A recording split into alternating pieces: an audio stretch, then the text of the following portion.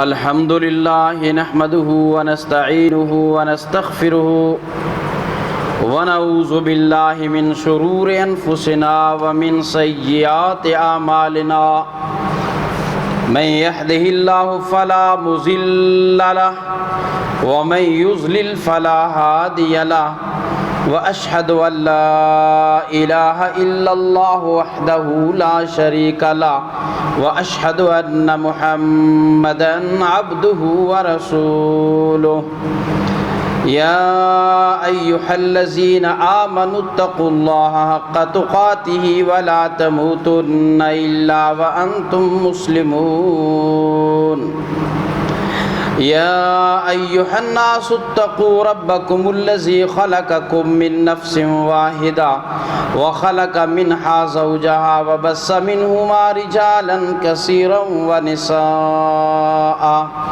واتقوا الله الذي تساءلون به والأرحام إن الله كان عليكم رقيبا يا أيها الذين آمنوا اتقوا الله وقولوا قولا سديدا يصلح لكم أعمالكم ويغفر لكم ذنوبكم ومن يطع الله ورسوله فقد فاز فوزا عظيما أما بعد فإن خير الحديث كتاب الله وخير الهدي هدي محمد صلى الله عليه وسلم وشر الأمور محدثاتها وكل محدثة بدعة وكل بدعة ضلالة وكل ضلالة في النار فأعوذ بالله السميع العليم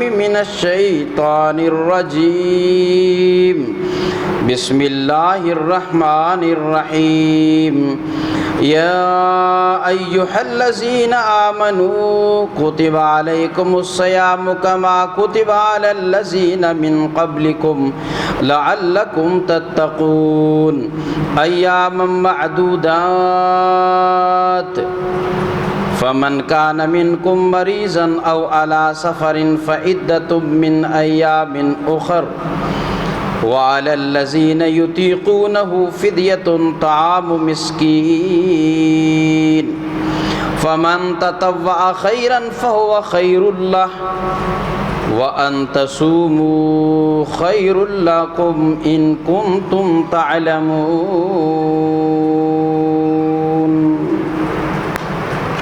صدق الله العظيم وصدق رسوله النبي الكريم ونحن على ذلك من الشاهدين والشاکرین والحمد للہ رب العالمین۔ سامعین محترم، رب تعالیٰ کا شکر ہے کہ رمضان المبارک کا مقدس مہینہ ہماری زندگیوں میں پھر آ گیا ہے۔ واقعتاً یہ مومن کے لیے نیکیوں کا موسم بہار ہے۔ اس میں نیکیاں کرنا آسان ہو جاتی ہیں۔ دعا ہے کہ اللہ تعالیٰ اپنی رحمت فرمائے اور یہ جو نیکیاں ہیں یہ ہمارے وجود کا حصہ بن جائیں۔ ایسے نہ ہو کہ رمضان المبارک جائے تو یہ نیکیاں بھی چلی جائیں، یہ ہمارے وجود سے اتر جائیں۔ نہیں، یہ جتنے بھی سلسلے ہیں جن کو ہم رمضان کے مقاصد میں بیان بھی کریں گے، اللہ کرے یہ ایک مومن کی زندگی کا جزو لا ینفک، یعنی مومن مر تو سکتا ہے پر یہ نیکیاں اس کے وجود سے الگ نہیں ہو سکتی، یہ اس کے وجود کا حصہ بن جائیں۔ آج کی ہم اس مختصر گفتگو میں شاید کوئی نئی بات تو نہ کر سکیں، لیکن عرض یہ ہے کہ یاد دہانی، تذکیر اور نصیحت یہ بڑی بات ہے۔ یاد دہانی ہو جائے تذکر کی کیفیتیں لوٹ آئیں، پھر سے بندہ عمل صالح کے لیے تازہ دم ہو جائے۔ وقت گزرنے کے ساتھ ساتھ میرے اور آپ کے دل پہ جو پردہ، جو غین، جو کثافتیں، جو تہیں بدعملیوں کی، سہکاریوں کی، نافرمانیوں کی، گلی محلے کے عادات و رسومات کی، شیاطین کی تہذیب کی، وہ چھا گئی ہیں، وہ پھر سے دور ہو جائیں اور ہمارا ایمان نکھر آئے، واضح ہو جائے، وہ مجلہ اور مصفہ ہو جائے، صاف ستھرا ہو جائے، تو ہم اللہ کے فضل سے روزے کے حوالے سے چند ایک باتیں کرنا چاہتے ہیں۔ ماہ رمضان کا مقصد، اہمیت، فضیلت اور پھر رمضان کی خصوصیات، اللہ سے توفیق ہے کہ یہ ساری باتیں صحیح طور سے ادا ہو جائیں اور پھر میرے اور آپ کے دل کے لیے، دل کے اندر ان کے لیے گنجائش پیدا ہو جائے۔ بلا شبہ دلوں کے اندر عمل کی نوعیتیں پیدا کرنے والا اور گنجائش پیدا کرنے والا وہ اللہ ہی ہے۔ ہم اس سے عمل صالح کی توفیق مانگتے ہیں۔ بھائیو، روزے کے مقاصد پہ بہت کچھ لکھا گیا ہے، صرف اسی کو ایک ترتیب سے بیان کیا جائے تو کئی گھنٹے کے بیانات درکار ہیں۔ میں اختصار اور جامعیت کو ملحوظ رکھتے ہوئے چند ایک باتیں آپ کے سامنے لانا چاہتا ہوں۔ جس طرح نماز معاشرتی مساوات کا ایک ذریعہ ہے، تفصیل کہ دیگر مذاہب کے اندر امیر اور غریب لوگوں کے لیے عبادت خانے الگ الگ ہیں، رنگ اور نسل کے لحاظ سے بھی عبادت خانے مختلف مذاہب میں الگ ہیں، لیکن اسلام میں ایسا کچھ نہیں ہے۔ بالکل سچ کہا علامہ اقبال نے کہ ایک ہی صف میں کھڑے ہو گئے محمود و ایاز۔ ایک ارب پتی ہے جس کی دولت کا انتہا نہیں، جس کے پیدا ہونے پہ محلوں میں لعل لٹائے گئے، جو سونے کا چمچ لے کے پیدا ہوا، جو کروڑوں کی جائیداد وراثت میں لیے پیدا ہوا، اور وہ کہ جس کی پیدائش سے غریب کی جھونپڑی میں ایک نادار کا اضافہ ہوا، دونوں ایک صف میں کھڑے ہوتے ہیں، دونوں ایک صف میں کھڑے ہوتے ہیں بغیر کسی امتیاز کے۔ یا عبد مناف لا تمنعو، عبد مناف کسی کو منع نہ کرو، جو بیت اللہ میں آئے طواف کرے، یہاں عبادت کرے، روکنا نہیں ہے تم نے اسے۔ مسجد وقف کر دینے کے بعد یہ اللہ کا گھر بن جاتی ہے، ذاتی ملکیت ختم ہو جاتی ہے اور ہر مسلمان اس کا حصے دار بن جاتا ہے۔ ہر کلمہ گوہ کی یہ اساس، وراثت یہ بن جاتی ہے۔ رنگ نسل کا بھی کوئی تعلق نہیں۔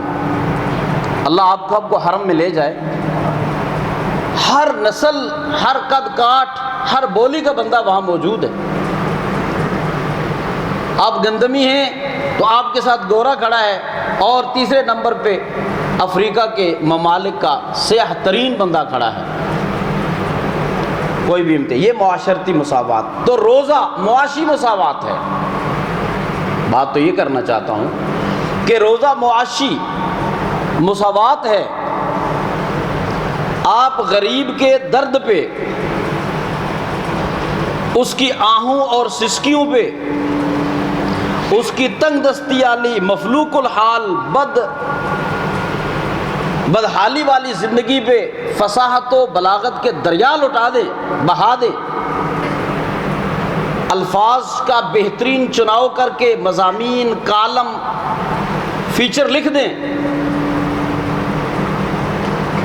جو تن بیتے سو تن جاگے جانے، جو تن بیتے سو تن جانے، وہی جانے کہ جس کے حال پہ آتی ہے مفلسی۔ نذیر اکبر آبادی نے کہا تھا وہی جانے کہ جس کے حال پہ آتی ہے مفلسی، مجلس کی جوتیوں پہ بٹھاتی ہے مفلسی۔ ہمیں نہیں پتہ چلے گا کہ مفلسی کیا ہوتی ہے، ناداری کیا ہوتی ہے، یہ پتہ چلے گا جب خود ہم بھوک برداشت کریں گے۔ ہمیں احساس سا ہو جائے گا کہ پیٹ کا ہلکا ہونا اور اس میں کچھ نہ ہونا، اور وہ جن کے پاس سال ہا سال فقر و افلاس کا معاملہ ہے، یار ان کی زندگی تو بڑی سنگین ہے، ان کی فکر کرنی چاہیے۔ تو یہ معاشی مساوات کا ایک عملی درس ہے کہ انسان اپنی صبح و شام میں اور اپنے کھابو ڈھابو میں، اپنے چسکو چٹورو میں، اپنی لذت میں مگن ہو کے نہ رہ جائے، اسے غریب کی زندگی کا بھی احساس ہو، نہ اس کے نان شبینے کا بھی اسے پتہ ہو، اسے اس کی چٹنی اور دال کا بھی پتہ ہونا چاہیے۔ یہ معاشی ایک مساوات کا عملی درس ہے، اور اسلام نے اس کے لیے مناسب پیریڈ 1 مہینہ مقرر کیا ہے، مناسب وقت سال کے بعد۔ سال ایک زندگی کا اچھا خاصا دورانیہ ہے، آدمی کی زندگی ایک پورا پہیہ گھوم کر آ جاتی ہے۔ اس لیے زکوٰۃ کے لیے بھی ہفتہ، مہینہ، 6 مہینہ مقرر نہیں کیا، 1 سال مقرر کیا ہے۔ زیادہ عرصہ مقرر کرتے تو غریب کا استحصال ہوتا، کم کرتے تو کاروباری کا استحصال ہوتا۔ اسلام نے درمیان میں ایک پیاری سی حد بنا دی ہے۔ یہ حکمت ہے، یہ احکامات کی حکمت ہے جو سمجھنے سے آدمی کا دل باغ باغ ہوتا ہے کہ اسلام نے جو کچھ کہا ہماری عقل و شعور سے کہیں آگے بڑھ کر کہا۔ پھر یہ بات بھی یاد رکھیں کہ روزہ در حقیقت حلال سے ہے، حرام سے نہیں ہے۔ یہ دوسرا مقصد یاد رکھنے کے قابل ہے۔ روزہ در حقیقت حلال سے ہے، حرام سے ہے، حلال سے نہیں ہے۔ یہ جو آپ کو اور مجھے حلال سے روزہ رکھ کر، روک کر، منع کر کے کیا گیا ہے، یہ ایک مشق ہے۔ آپ اپنے گھر کی حلال روٹی، حلال سالن، حلال فروٹ، حلال چیز نہیں کھا سکتے۔ طلوع سحر سے لے کے غروب آفتاب تک کوئی خاص وجہ نہیں، کیوں منع کر دیا اللہ تعالیٰ نے؟ ہم نے اس سے پہلے گھونٹ لیے، اب منع کیوں ہو گئے؟ 5-10 منٹ بعد کیا ہو گیا ہے؟ یا اب اس ٹائم ہم دوپہر کو کیوں نہیں پیتے کھاتے؟ بس اوقات کھانا ضائع بھی ہو جاتا ہے جس گھر میں بچے نہ ہوں بالخصوص، یا ریفریجریٹر کی سہولت موجود نہ ہو، نہیں کھا سکتے۔ تو یہ ایک تمرن ہے، یہ ایک مشق ہے، یہ ایک ورکشاپ ہے، یہ ایک تدریب ہے، یہ تیار کیا جا رہا ہے، یہ تیار کیا جا رہا ہے، جس سے ہم اپنے بچے کو تیار کرتے ہیں کہ نہیں میرے بندے، میرے پیارے، تو نے حلال سے نہیں، اصل تیرا روزہ حرام سے ہے، تو مسلمان ہے۔ حرام تو 24 گھنٹے حرام ہے، وہ 12 مہینے حرام ہے، وہ کسی کا حق ہے، وہ رشوت ہے، وہ سود ہے، وہ ناجائز کمائی کے ذرائع ہیں۔ تجھے اس سے بچنا ہے، اصل میں تیری نظروں کے سامنے اس سے بچاؤ ہے۔ حلال تو جائز ہے تیرے لیے، یہ تو میں نے تجھے روکا ہے صرف چیک کرنے کے لیے، تیرا دل ذوق پیدا کرنے کے لیے کہ نہیں میں اللہ کا بندہ ہوں، یہ رکا ہوں، حلال سے رکا ہوں تو بھی پروردگار کا حکم مان کے، حرام سے رکا رہوں گا وہ بھی اللہ کا حکم مان کے۔ ارے بھائی وہ تو پوری زندگی حرام ہے۔ کتنے ظلم کی بات ہے کہ ہم لوگ حرام کو لا کر اس سے افطاری کریں اور حلال سے روزہ رکھیں۔ یہ متضاد فکر ہے، یہ متضاد ہم نے معاملے کر رکھے ہیں۔ تو روزہ اس کی مقصدیت کے اندر یہ اہم مقصد ہے، اللہ کرے ہماری نظروں سے اوجھل نہ ہو۔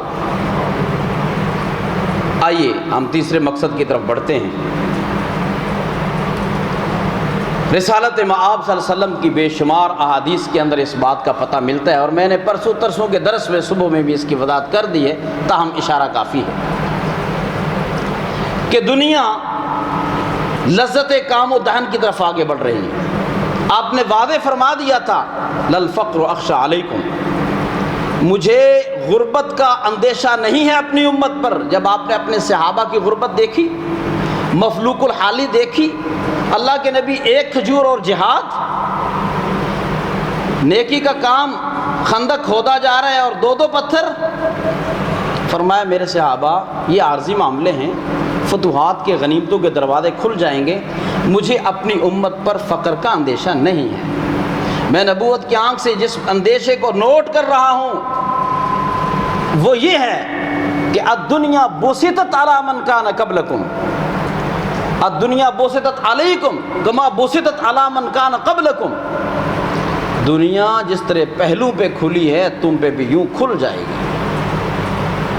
آپ دیکھیں کہ چھوڑے لمبی مثالیں، تاریخ کی مثالوں میں بکھر جاؤں گا، آپ اپنے دادا کو چیک کریں مجموعی اعتبار سے، اور اپنے آپ کو چیک کریں، جو نعمتیں ان کے لیے خواب و خیال تھیں آپ کے لیے حقیقت سے بھی کہیں آگے کا درجہ رکھتی ہیں۔ دنیا میں اکثر ایسے ہوا ہے۔ ٹھیک ہے کچھ معاملات اللہ ایسے کرتے آپ مثال دے سکتے ہیں، میں عموماً دونوں پہلوؤں کو لے کے چلنے کی کوشش کرتا ہوں کہ کچھ لوگوں کا دادا امیر ہو اور بے پوتا جو ہے وہ غریب ہو جائے، لیکن بالعموم اس کی عکس ہوتا ہے۔ مودی کا پیو اگر چائے بیچتا تھا آج وزیر اعظم ہے۔ نواز شریف کے گھروں کے اندر خود شریف جو ہے، جاوید چودھری نے بڑی تفصیل سے لکھا ہے کالم، 310 روپے کی بھٹی سے کام کیا ہے۔ ان سے پہلے کوئی ان کو میاں نہیں کہتا تھا، نا کے ساتھ شبیرے نورے کہتے تھے، سب سے پہلے میاں کہلانے والا شریف ہے، اور آج میاں کا لفظ ان کے نام کا سابقہ بن کے رہ گیا ہے۔ جاتی عمرہ امرتسر سے غربت نے نکالا، لاہور میں آ کے مزدوریاں کی ان کے تایازاد بھائیوں نے۔ یہ کہانیاں ہیں، اور بھی مثالیں دے سکتا ہوں لیکن میں آگے بڑھنا چاہتا ہوں۔ عموماً ایسے ہے کہ آپ اپنے دادا کی ہسٹری نکالیں اور پھر اپنی نکالیں، شاید یا باید اس کے برعکس دنیا بڑھ رہی ہے آگے مال و دولت کی طرف۔ فرمایا تظہر فیہ السمن، اس دنیا میں موٹاپے کا مرض عام ہو جائے گا۔ تو کیسے عام ہو جائے گا؟ کھانے پینے کی چیزوں کی فراوانی ہوگی تو عام ہوگا، سہولیات ہوں گی اور محنتیں مشقتیں کم ہو جائیں گی۔ اس لیے شریعت نے ایک اجباری قسم کا معاملہ کر دیا ہے کہ مہینہ بھر بھوک رہو تاکہ تمہاری چربی معدے میں آ کے کھرے۔ یہ تو ہم نے یہ لازم کر رکھا ہے کہ معدے کو اتنا ٹھونس دو کہ 3 بجے تک انہیں فرصت ہی نہ ہوئے، اور اس کے بعد مختلف پکوانوں کی خوشبوئیں سونگھتے ہوئے افطاری کی طرف آگے بڑھ جاؤ۔ اصل بات یہ ہے کہ انسان جفا کش رہے، اس کے اندر صلابت اور سختی رہے۔ آئیے چوتھا مقصد بیان کرنا چاہتے ہیں۔ رسول اللہ صلی اللہ علیہ وسلم کی بعثت کے وقت دنیا میں 2 قسم کے افکار و خیالات پھیلے ہوئے تھے۔ انسانی آبادی کی ایک اکثریت، یہ چوتھا مقصد ہے، انسانی آبادی کی ایک بڑی اکثریت وہ یہ چاہتی تھی، وہ سرمایہ دارانہ ذہن رکھتی تھی اور وہ یہ سمجھتی تھی بس یہی دنیا ہے۔ قرآن نے ان کی یہ ذہنیت بیان کی ہے، ما ہی الا حیاتنا الدنیا نموت ونحیا وما یہلکنا الا الدہر وما نحن بمبعوثین، بس یہ ہماری دنیا کی زندگی ہے، اس سے اگلے جہان کوئی نہیں ہے۔ نموت ونحیا، بس ہم نے یہیں زندہ رہنا ہے اور مر جانا ہے، لہٰذا جی بھر کر عیاشی کی جائے۔ یورپ کی تہذیب کی طرح ہیپی ازم کو انہوں نے اپنا سب کو چھوڑنا بچھونا بنا لیا۔ ہیپی ازم، بس چھوڑ دو فکریں، کسی قریب سے قریب ترین بندے کی بھی فکر چھوڑ دو۔ ما ہی الا حیاتنا الدنیا،